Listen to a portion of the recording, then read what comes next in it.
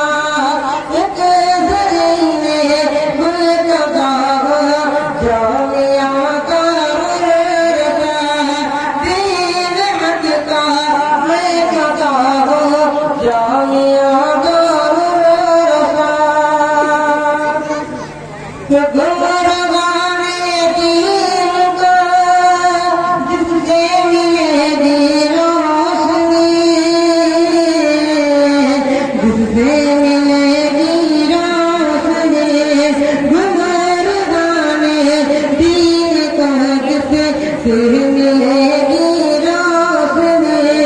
भंवर गाने दिए को जिस फिर मिलेगी रोशनी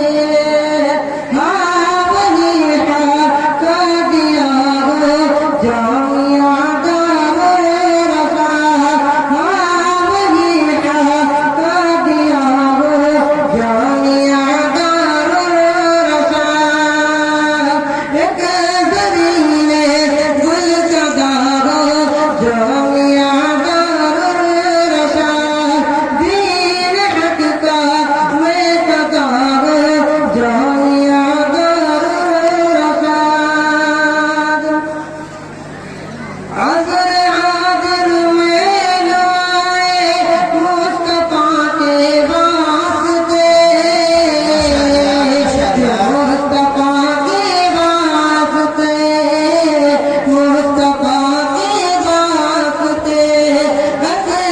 आदिल में लाए मुस्तफा के वास्ते एक दिला खुशनुमा हो जामिया दारुल रसा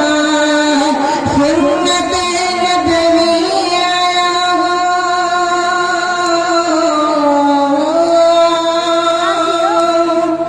सुन्नत